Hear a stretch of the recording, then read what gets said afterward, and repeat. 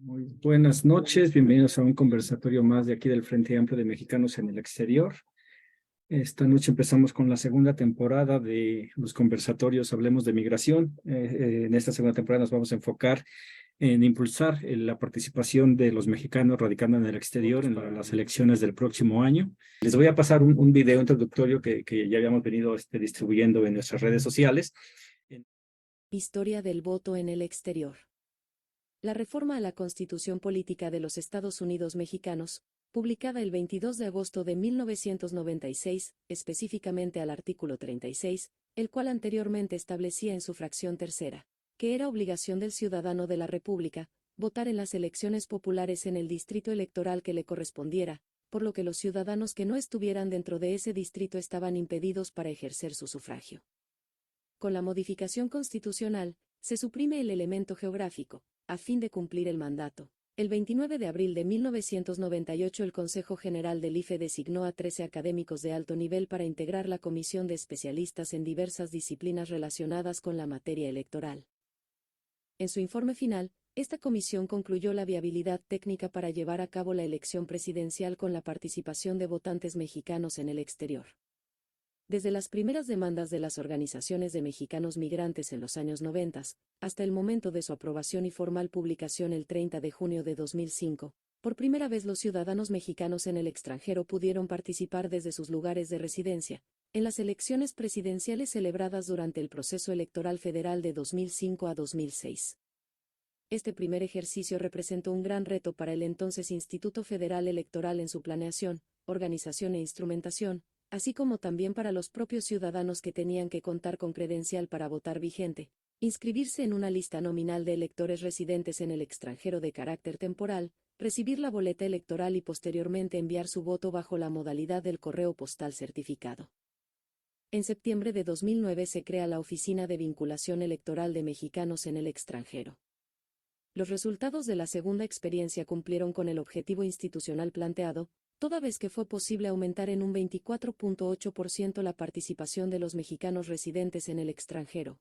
El mes de mayo de 2014, el Congreso de la Unión aprobó la Ley General de Instituciones y Procedimientos Electorales, que modifica significativamente el modelo de votación de los mexicanos residentes en el extranjero, tanto a nivel federal como local.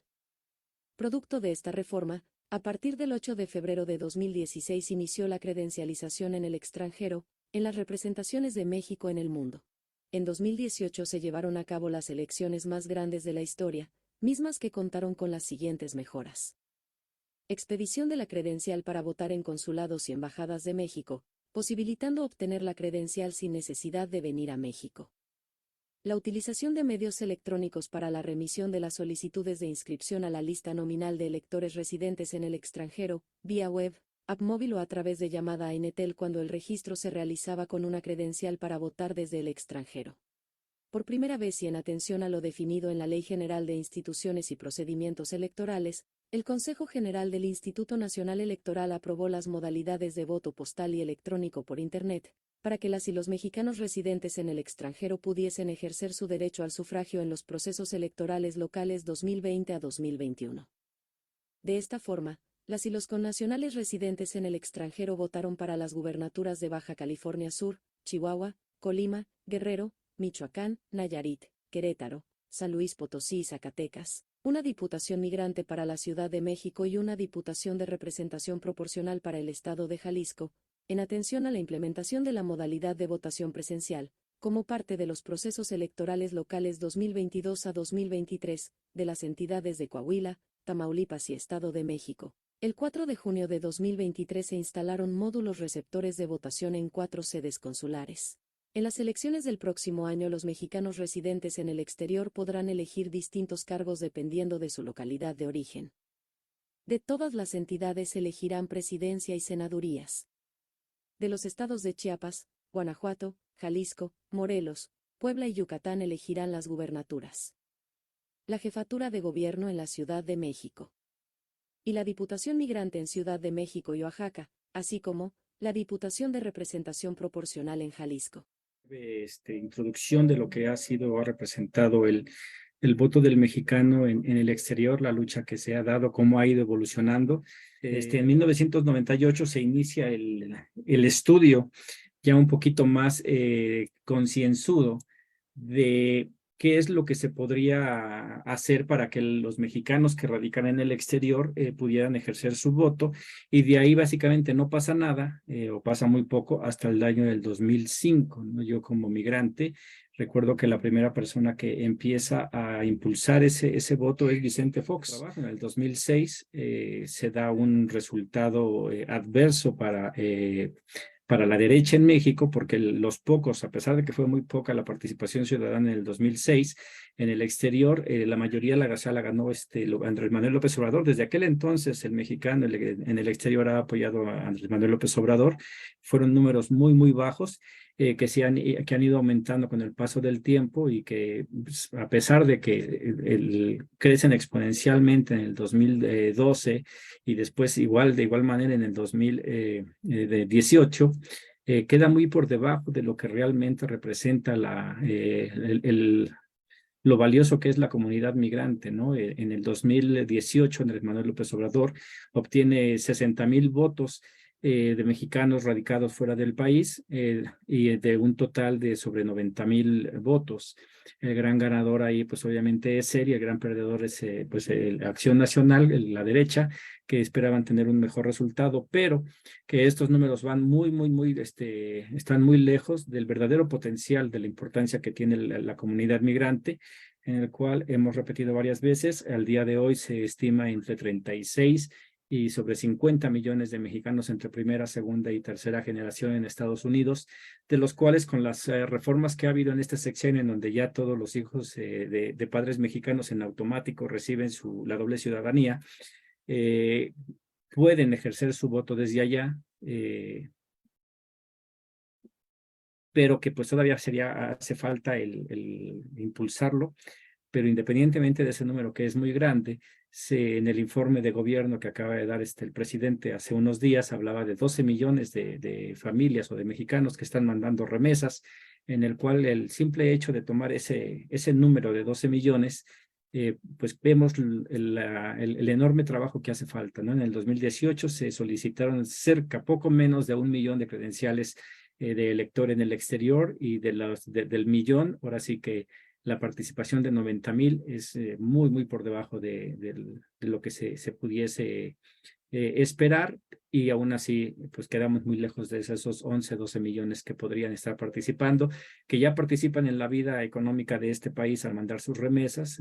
Recordemos, es una de las razones por las cuales se les llama héroes de la nación, por todo el aporte que han dado a este país, pero que deberían de poder ejercer esa obligación, que recordemos, el voto es una obligación que tenemos todos los mexicanos, en el cual no se le ha dado la atención debida al voto migrante. Obviamente hay razones de peso.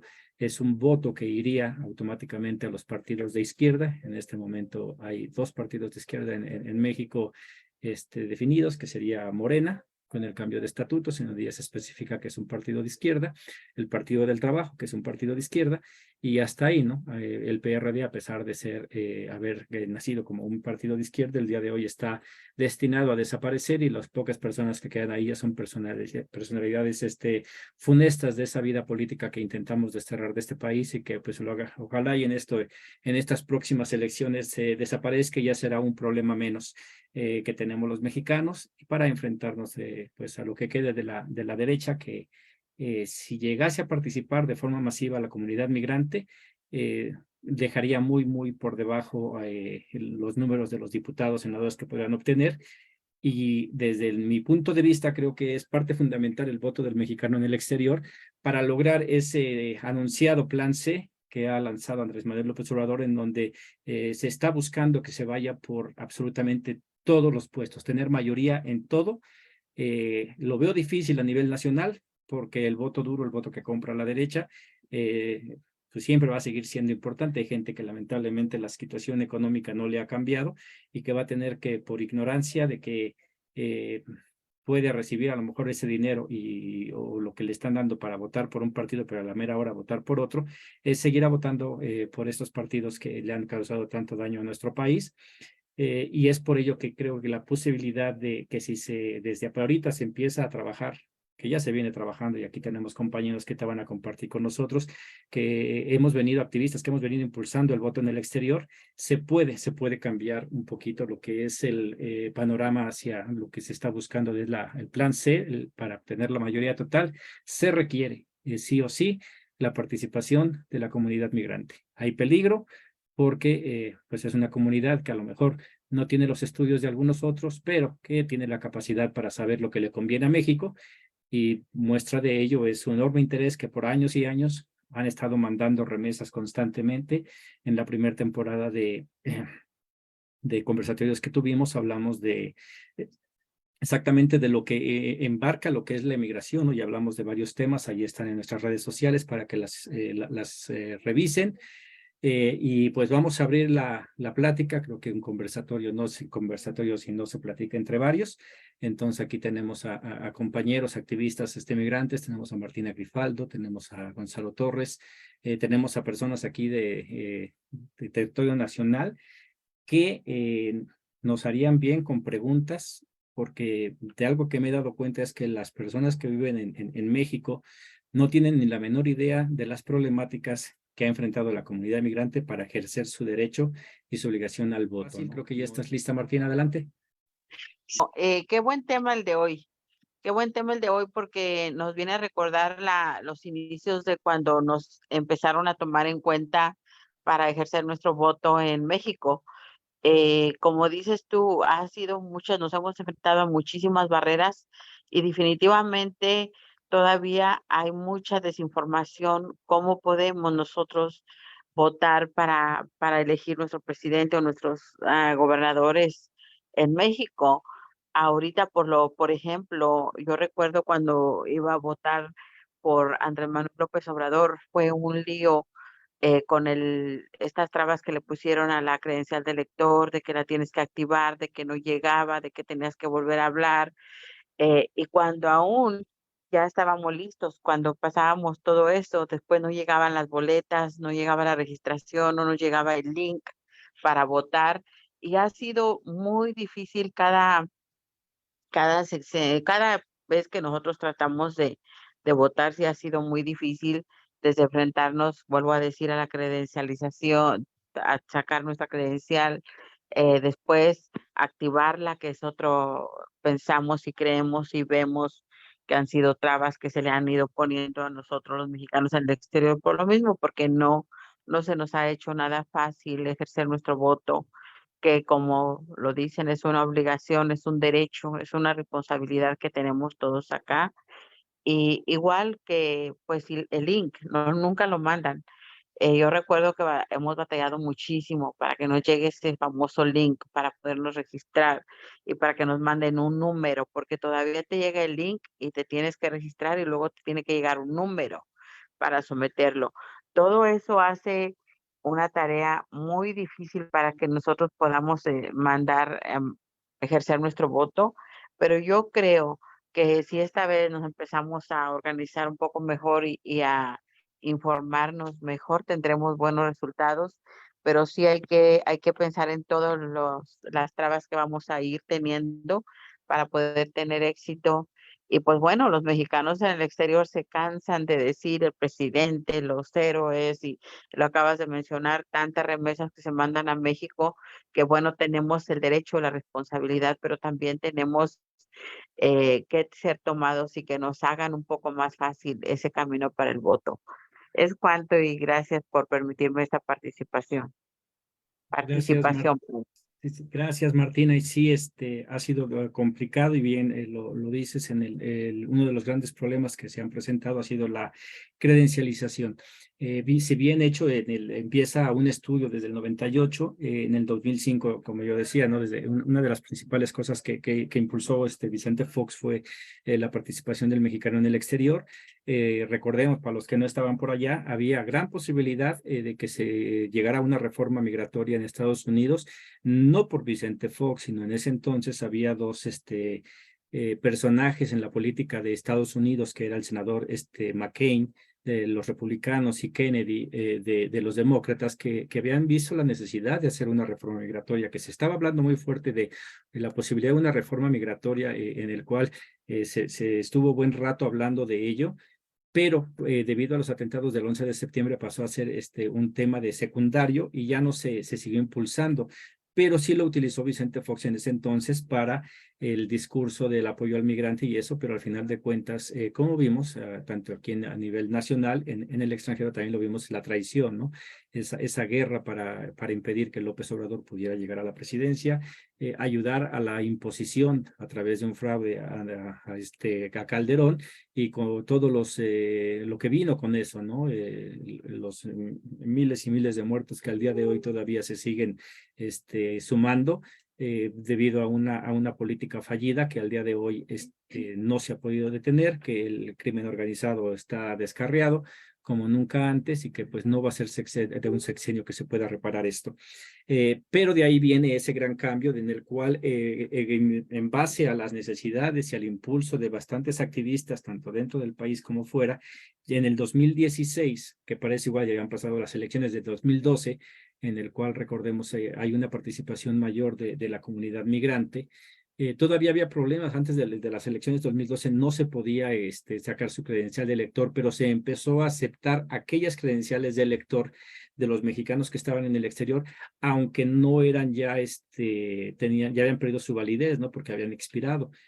Fue de las cosas que se logró hacer, el voto fue... Pero es hasta el 2016 cuando se pasa esta ley en donde se permite ya que los consulados expidan credenciales de elector, entra en línea ahí, pero que de allá para la fecha no concuerda el número de credenciales de elector que se tramitan con el número de matrículas consulares. Para aquellos que nos ven aquí en la Ciudad en México, la matrícula consular es un documento que los migrantes usamos por mucho tiempo para poder identificarnos, para poder abrir cuentas de banco,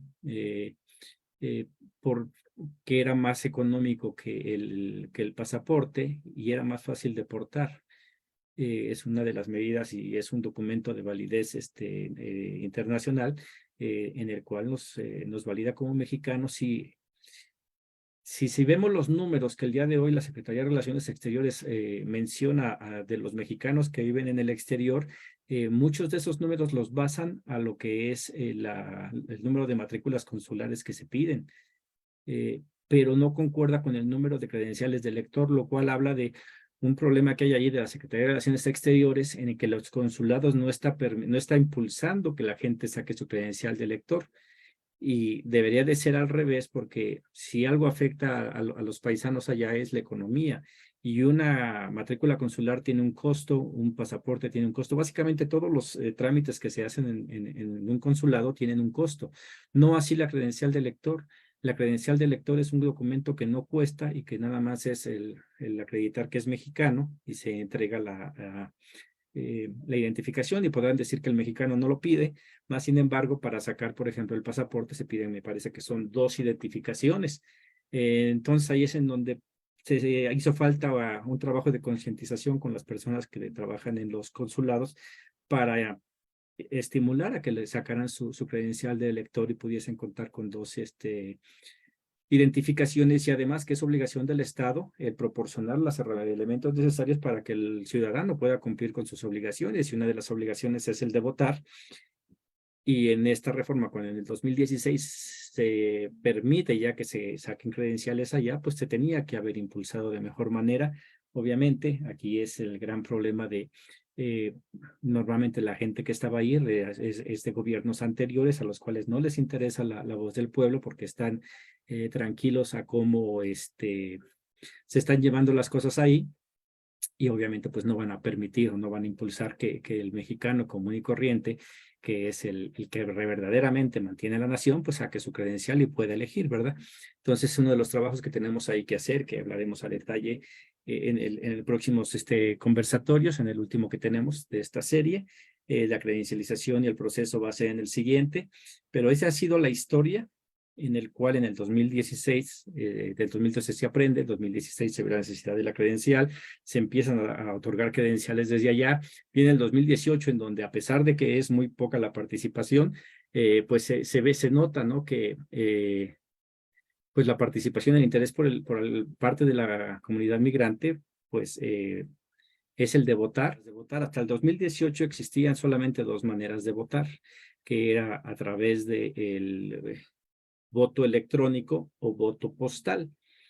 Para estas elecciones va a haber una nueva manera que es presencial. El voto postal quería decir que te mandaban un paquete, entonces quiero votar por correo postal, te mandaban el paquete, tú tenías que abrirlo, tachar hacer tus elecciones, y ahí mismo en ese sobre vienen ya los sobres para que los regreses, ya vienen pagados. Los metes ahí y tienes que ir a un punto de recepción a mí me tocó de UPS, en el cual metes tu voto y ese voto regresa. ¿Cuáles son aquí los problemas con ese voto? Que hay veces que hay fechas límites, y había veces en que los últimos días en los que tú podías regresar tu boleta ya marcada eran los días en los que te empezaban a llegar las boletas. Esto podría ser de que la persona, por cualquier cosa, no pudiese regresarlo de inmediato, y a la hora de que ese paquete llegara a México ya no fuese contado. Lo cual ponía cierto problema, y muchos paquetes ni se regresaban, porque igual la gente diría, habrá dicho, pues ¿para qué lo mando si ya no me lo van a contar? Serán de las problemáticas que había. Y una vez de eso, hay una manera de darle seguimiento a tu paquete, se te da un número de guía, entonces tú sabes cuándo el paquete llegó y a dónde llegó, que se le dio un muy buen seguimiento en el 2018. Estábamos muy al pendiente de los paquetes que habíamos mandado y estábamos viendo que llegaran, ¿no? Y si no llegaban, se podía hablar para decir qué onda, por qué no llegaron. Y la otra forma de votar es cuando se pide el voto electrónico. Es un voto en el que no se ha dado, o al menos nosotros, la mayoría de los activistas de izquierda que hemos estado allá, no impulsamos mucho. ¿Por qué? Porque si recordarán, uno de los familiares de Calderón estaba al frente del INE y vendió la lista, ¿cómo se llama? La lista nominal de electores, la de todo el país, la vendió, y esos datos que tenían que ser resguardados en cierto momento fueron de dominio público. Pero independientemente de eso, o sea, él mismo ahí podía favorecer hacia dónde mandar o no mandar cosas, ¿no? Tanto a nivel en el exterior como a nivel nacional. Y él era el encargado de ese sistema de votos. Entonces, en aquel entonces no se impulsó, pero sí hubo buena participación, ¿no? Muchos de los que votaron de ahí fueron por el PAN.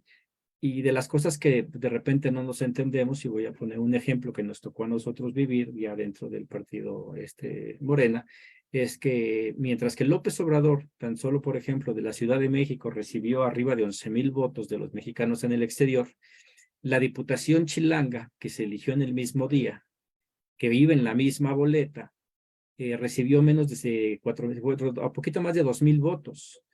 O sea, porque ahí la pregunta sería, pues, ¿por quién votó la gente, no? Esos 11,000 y feria que votaron por Morena, por López Obrador, ¿cómo es posible que no hayan votado? En el mismo sobre venía la boleta de la Diputación Migrante y no la marcó. Son de las preguntas ahí que quedaron abiertas. Ganó Acción Nacional, hay un diputado local de migrante de Acción Nacional, que pues a lo mejor ellos saben qué hacen, ¿no? Pero en fin, esas son de las incongruencias que se vieron en el proceso. Mucha gente votó por uno y aparentemente no votó por otro. Entonces, un proceso que no se hizo. El día de hoy se acaban de hacer elecciones en el Estado de México, en Coahuila, y se está haciendo un nuevo intento igual se promueve el voto presencial, el voto postal, se está promoviendo el voto a través de vía electrónica, en el cual hay ciertos aparatos ahí que puede ser que se esté revisando, ya con este gobierno, no sé qué tanto haya cambiado, pero viene una nueva modalidad que es el voto presencial. Se hizo un programa piloto, en donde fueron a ciertas ciudades, de la única que recuerdo ahorita, bueno, una fue en Canadá y otra en Chicago. ¿Dónde? Dallas y Los Ángeles. En Dallas y en Los Ángeles. Y pues los números no fueron los mejores que se esperaban, fue una participación muy, muy pobre.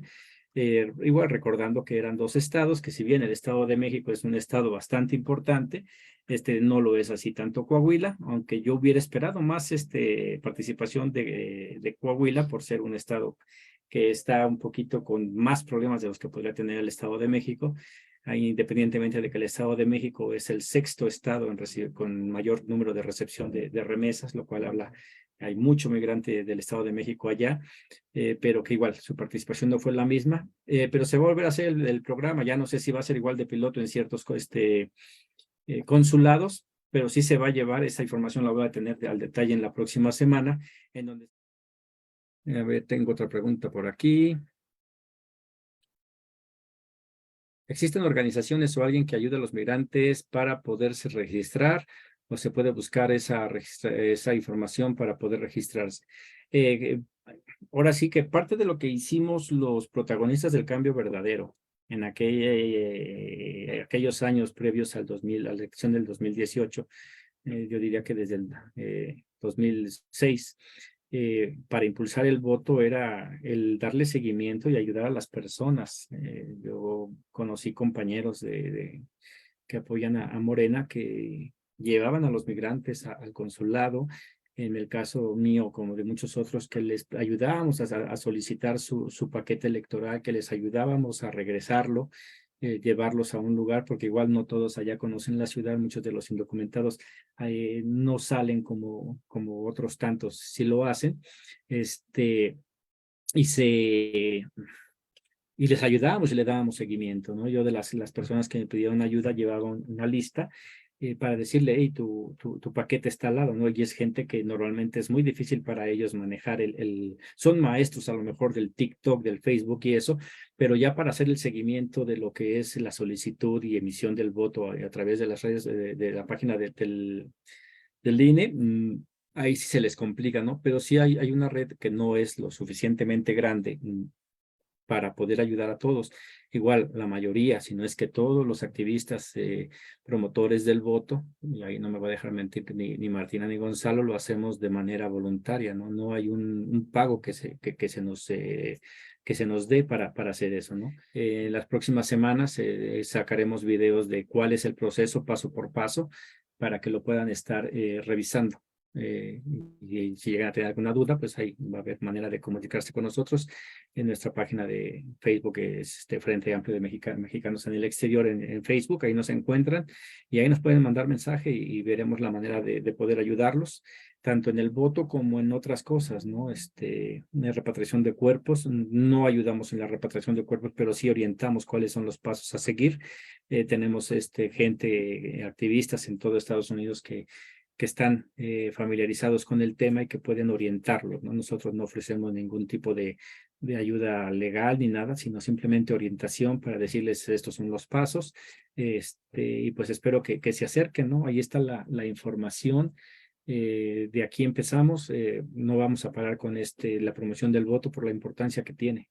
Son millones de mexicanos que día con día están mandando sus remesas para acá y que pues tienen derecho a votar y ser votados. Buenas noches, Diego, ¿cómo Perfecto, ya estás? estás, Gonzalo. ¿Qué tal? ¿Cómo estás? ¿Cuál ha sido tu Buenas experiencia por noches, allá? compañeros y compañeras. Pues aquí, escuchándote, el día de hoy hubo una pequeña sesión en el INE y es lo que estaba yo analizando en cuestión a lo que tú estás exponiendo, ciertos temas en los cuales, pues, cómo va a ser el proceso de la elección en el exterior.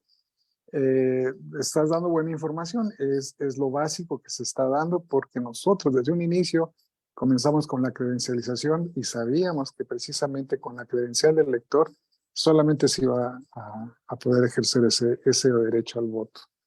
No se habló de alguna matrícula, no se habló de algún pasaporte, no se habló nada, simple y sencillamente de una lista nominal que precisamente estás hablando tú, para que se empiecen a registrar a partir de este mes hasta el mes de febrero. Pero lo más curioso es que hablando de la historia en cuestión a lo que fue la credencial del elector con anterioridad, muchos de nuestros hermanos migrantes no se querían inscribir en ese padrón electoral porque dadas las circunstancias, cómo se estaba moviendo en el Instituto Nacional Electoral con una persona que ya no está, que vendía la información. Se supo después que él los envió a los Estados Unidos también. ¿Para qué?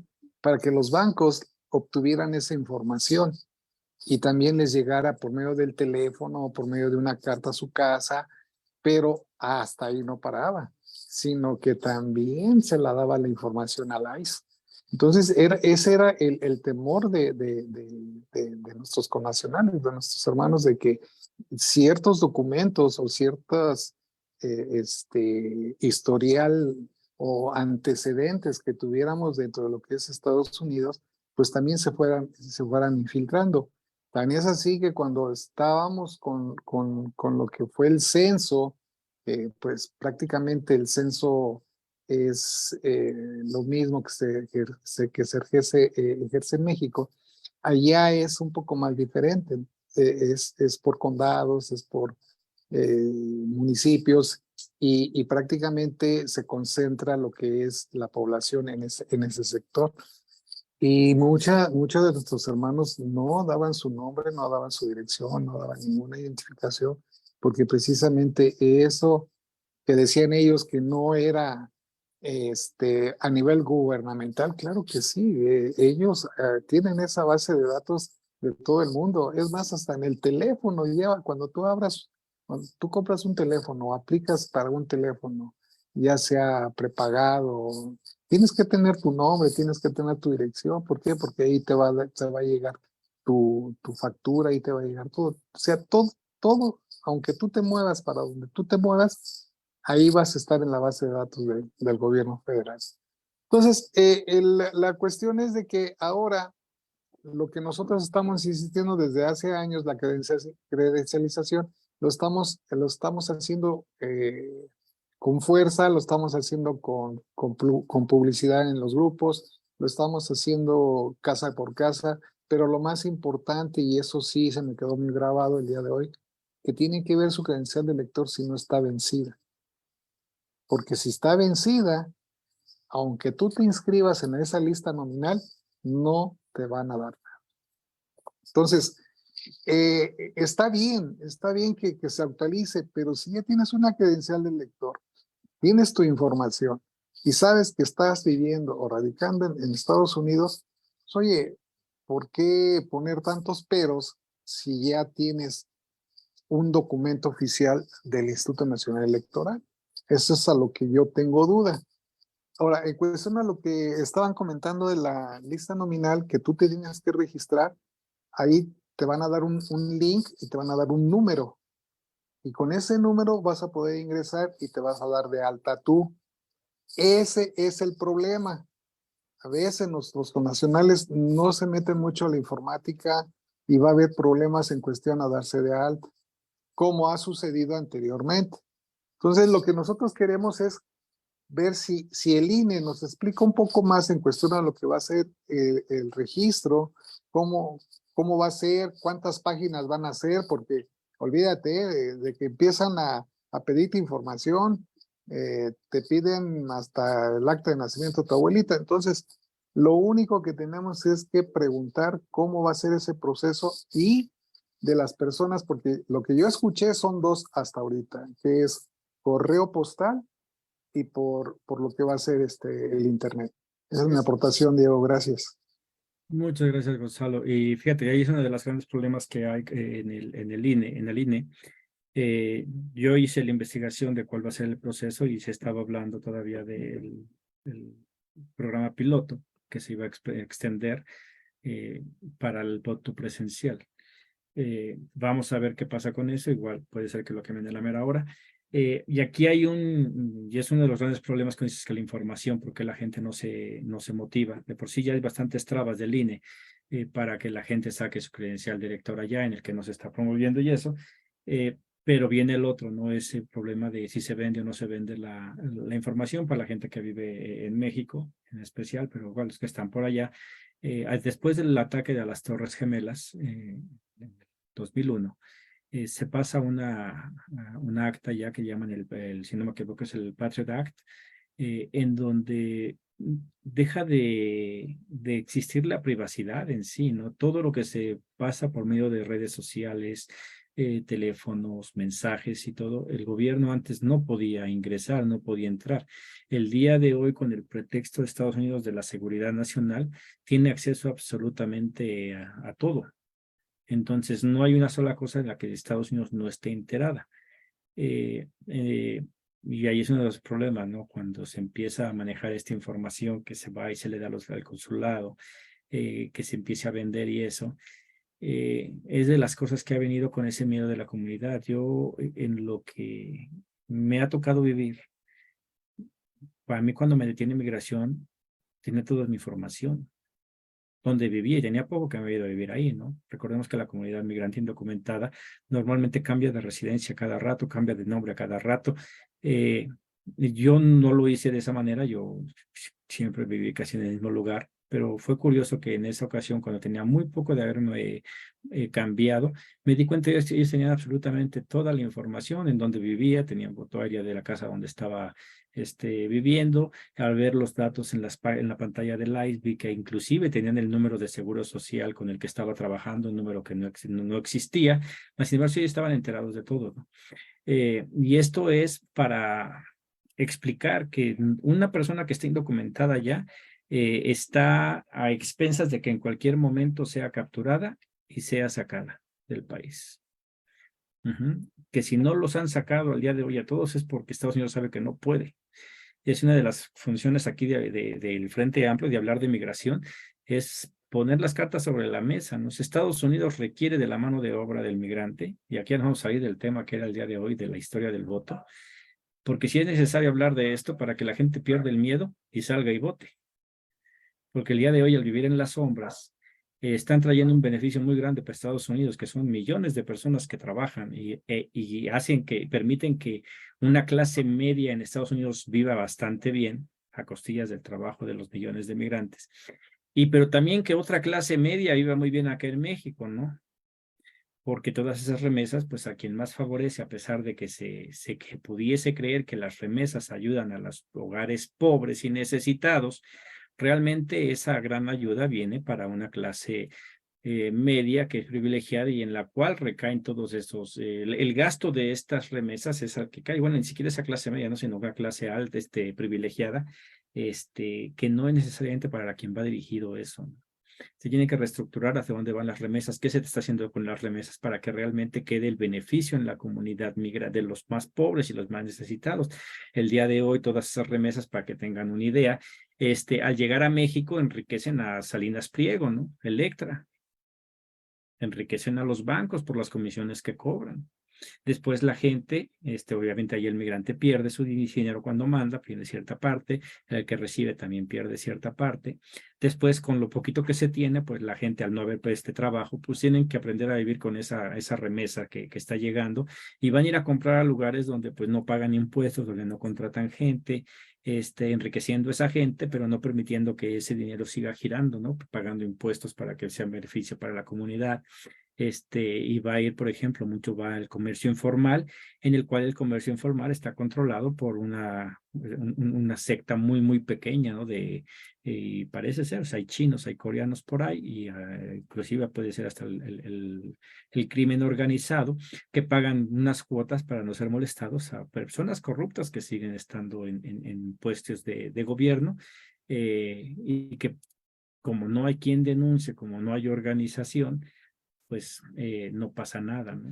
No voy a decir el nombre, pero uno de estas corcholatas que fue a Estados Unidos y les dijo que no iba a hacer nada por ellos, ¿no? Que tenían que organizarse, porque en sí, pues la gran labor es acá en México y no allá, y que los invitaba a que se organizaran porque es la única manera en que se podrían defender. Y una de las mejores maneras para organizarse, pues es el voto. Si la gente saca su credencial para votar, si la gente vota, no es lo mismo el día de hoy, a pesar de que Andrés Manuel López Obrador ha hecho grandes cosas, bueno, para el sur-sureste del país y lo presumió muy bien, lo presumió en su informe de gobierno, pues de la comunidad migrante nada más habló al principio, pues que eran héroes y que habían mandado remesas, ¿no? Pero ¿cuántos son los que están muriendo? qué tanto es el peligro que corre la comunidad migrante ante el creciente flujo de los migrantes latinoamericanos que están llegando a México y que están pasando ya con un permiso de trabajo al estar buscando refugio en Estados Unidos y que en un futuro no muy lejano van a empezar a desplazar a esta comunidad migrante que indocumentada que por tanto tiempo ha apoyado estos dos países y que pues tranquilamente los van a poder hacer a un lado para darle trabajo a gente que sí tenga papeles, aunque sea temporal, porque la mayoría la va a sacar. Estados Unidos no se va a quedar con la mayoría de estos migrantes, los va a regresar a sus países. Acaba de regresar a un buen número, sobre 60 haitianos, los acaba de regresar a su país. Haití, país capitalista, que está en una situación muy, muy, muy mal. Estados Unidos acaba de decir que a sus habitantes que no vayan a Haití porque está horrible, y en un acto contradictorio a esa política que de defensora de derechos humanos que tanto presume Estados Unidos, regresa a 60 haitianos a ese país en donde el día de hoy está en una situación muy, muy precaria, ¿no? Y que ningún país del mundo está intentando ayudar y resolver los problemas que hay ahí. Entonces, hay una problemática en la cual la comunidad migrante, en especial la mexicana, que es la más numerosa en Estados Unidos, se va a ver un poco o mucho desplazada en este tiempo que viene por una mano de obra más barata con papeles y que saben, como ya están con papeles, saben que los pueden sacar. Si la gente saca su credencial para el elector, vota, quien quede en la presidencia para los próximos 6 años, va a tener que responder ante ese número. El día de hoy, López Obrador, y siempre lo hemos dicho, pues está por el pueblo, por el que le está pidiendo, ¿no? Y la comunidad migrante, fueron 60,000 personas que votaron por él. Y lo más seguro es que esas 60,000 personas que votaron por él estén contentas con lo que está haciendo. Porque los otros millones que no votaron por él, pero que lo apoyan, pero que están perdidos, trabaje y trabaje, porque no se pueden tomar el día para salir a tramitar sus documentos, porque pues si no trabajan no comen, no tienen para mandar dinero. Pues ellos, nadie sabe qué está pasando con ellos, ¿no? Y necesitamos que se escuchen ellos, que voten, para que vean que realmente hay una necesidad que va más allá de aquellos que el día de hoy podemos estar en un micrófono o en alguna red social apoyando un gobierno. Hay voces que están ahí calladas y que nadie intenta hacer el esfuerzo, o muy pocos. Yo he intentado siempre decir que hay una comunidad muy, muy valiosa que está en los campos de Estados Unidos enriqueciendo a los campesinos de allá, mientras sus tierras aquí en México se están muriendo de que nadie las trabaja. Acabamos de publicar un reportaje el mes pasado, me parece, en la revista del Frente Amplio, en donde habla del campo mexicano. Los poquitos que quedan trabajando el campo son viejitos ya, y no hay quien venga atrás de ellos. Se van a morir y los campos se van a quedar.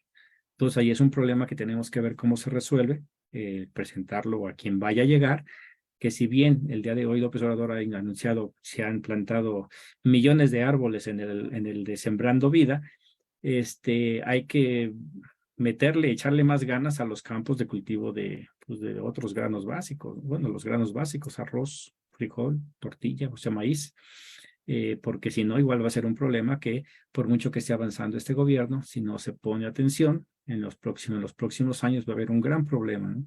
Entonces, de nada nos o no nos va a servir de mucho tener Tren Maya, tener refinerías, si nuestro campo se está muriendo de hambre, ¿no? Al final de cuentas, si algo nos enseñó la pandemia, fue que si algo necesitamos es comida. Todos nos encerramos por más de un año, ocupamos menos gasolina, ocupamos menos cosas materiales, pero la comida siempre se ocupó. Y el día de hoy espero que no se pierda eso de no poner atención a algo que sí puede ser un factor bastante complejo. Es necesario que la gente se dé cuenta en Estados Unidos. El peligro de que los vayan a sacar va a aumentar conforme ellos no se organicen, y la mejor manera o la más sencilla para organizarse es a través de su credencial de elector y el voto, para por lo menos decir aquí estoy, hacerse visibles. El gobierno de Estados Unidos ya sabe que están ahí, saben dónde trabajan. ¿Por qué? Porque ven los números de las empresas. Y en matemáticas todo es fácil de encontrar. Una empresa no puede hacer tanto dinero con ciertos sueldos, entonces ahí se puede deducir qué empresa tiene y qué empresa no tiene trabajadores indocumentados. Creo que los migrantes se han dado cuenta cómo empresas de repente se han cerrado porque se les va la mano de obra, porque ahí sí llega el ICE, porque ahí sí los revisan y no les permiten. el poder seguir explotando a los mexicanos, pero la mayor parte del tiempo es por cuestiones políticas. Es un juego político perverso que utiliza tanto republicanos como demócratas. Ahí sí no hay a quién irle, a pesar de que López Obrador ya dijo que no apoyemos a los republicanos. Pues, a la comunidad mexicana en Estados Unidos, pues los demócratas, ¿a quién vas a apoyar, no? Si uno de los peores presidentes o que hizo cosas más malas contra la comunidad migrante fue Obama, fue el que más mexicanos deportó.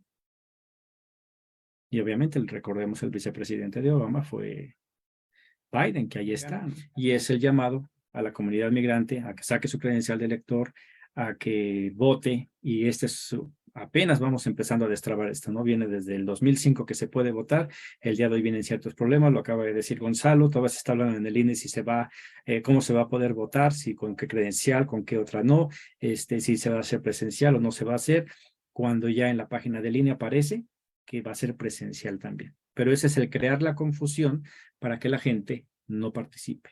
Entonces, evitémonos eso, aquel que todavía tenemos tiempo para que saquen su credencial de elector, si ya se venció, que la renueven, es importante que la tengan, siempre un documento de identidad en Estados Unidos va a valer. Un policía te para, al menos en California, te para y es más fácil que no te haga nada si traes un documento de identificación a que si no traes nada. Aquellos policías que sí los hay racistas, tráigaslo o no traigas, es racista y le va a hablar a migración. Entonces, es mejor estar identificado, es mejor tener los documentos los más que se pueda, para empezar con este ejercicio de poder, pues ahora sí que votar, ser votados y que vaya más allá de lo que son las remesas. El día de hoy yo les agradezco a todos por su asistencia y pues saludos a todos los que nos vieron en redes sociales.